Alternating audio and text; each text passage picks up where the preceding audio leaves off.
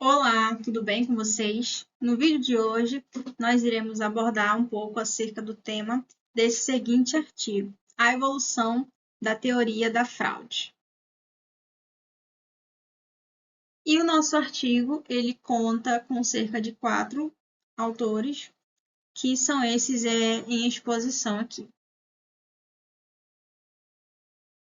Bom, o artigo, ele vem tratando um pouco acerca da literatura de teorias que abordam ou tentam explicar as questões de motivações relacionadas a crimes, é, voltado para motivações financeiras, além também de trazer outros construtos, né, outras ideias que correlacionam com o tema.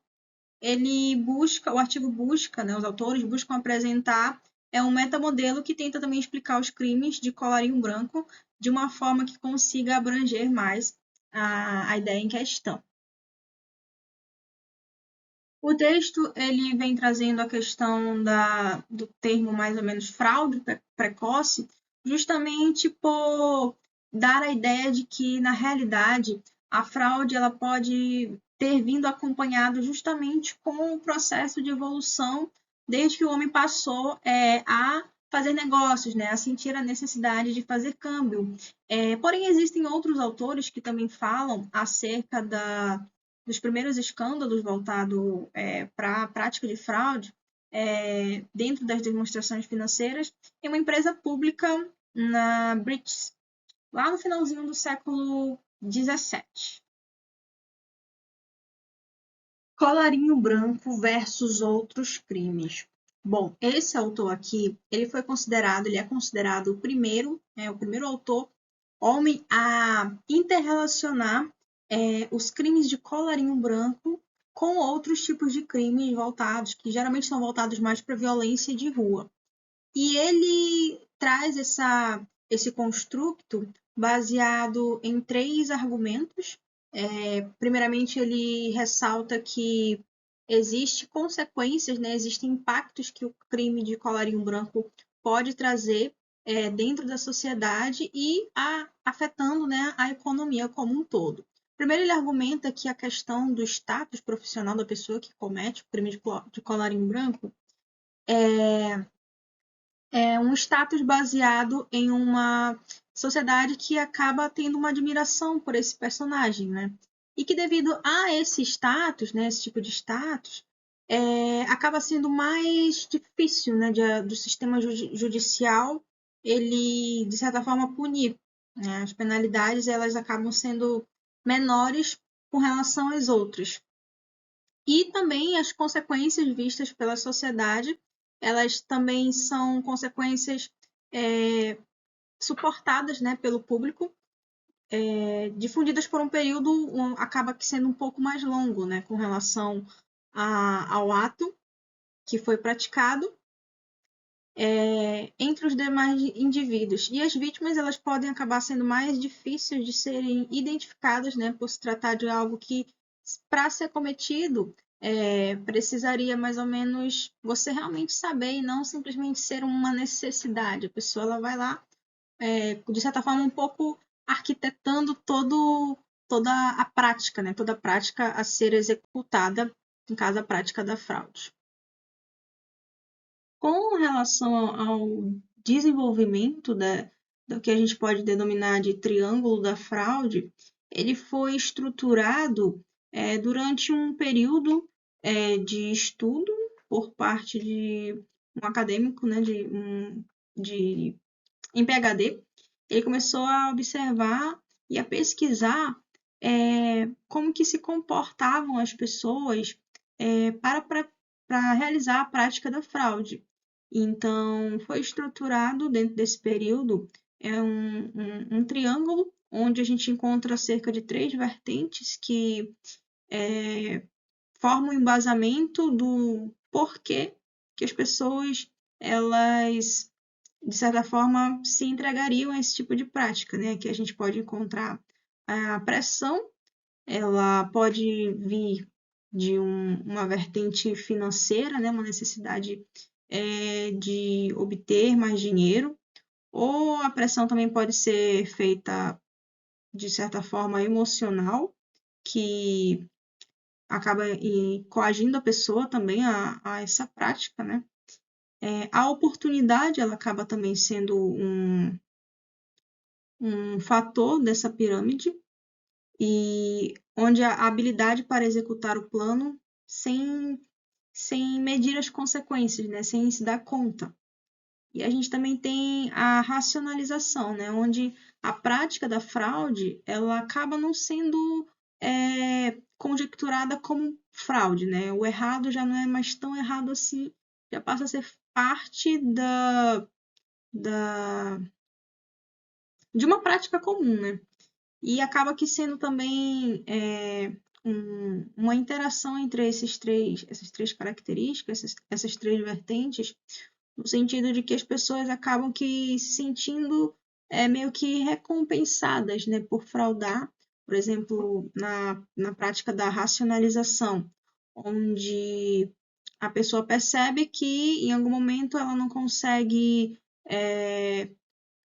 a sua renda ela não é tão compatível, então a fraude nesse momento pode acabar sendo meio que uma compensação do fato de trabalhar bastante, então acaba que não sendo uma coisa tão errada. Então, nesse sentido, é estruturado o triângulo da fraude. A escala da fraude, ela passa a ser um construto também que foi desenvolvido com base em estudos, com base em análises feitas com cerca de mais de 200 fraudes no início, dentro da década lá de 80, onde é baseado no triângulo de fraude, mas ele substitui a racionalização pela integridade pessoal. Então, esse elemento ele acaba que sendo um refinamento, onde a integridade pessoal, quanto maior for, menor seria a probabilidade de a pessoa tentar justificar um comportamento inadequado. Então, ele faz mais ou menos essa substituição para esse tipo de construto dentro com relação ao triângulo de fraude e o desenvolvimento da própria escala de fraude. Aqui, basicamente, a gente pode verificar um esquema básico do acrônimo, a sigla do MICE, que significam as motivações, no caso, para a ocorrência da fraude. Aqui a gente tem money, né, dinheiro, ideologia, coesão e ego. E também os autores eles destacam a motivação menos frequente, né? Não que não deixe, não que não aconteça, mas acaba aqui se tornando um pouco fraca frente à motivação mais comum, que é pautada no ego. Aqui também a gente encontra a, o fato de a pessoa se sentir coagida, né? Aquela pessoa que não tem a intenção de cometer a fraude, mas de certa forma ela acaba sendo pressionada também.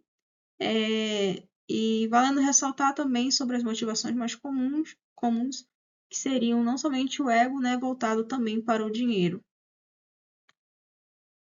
Dentro desse contexto, são citados alguns exemplos de motivações diferentes para o ato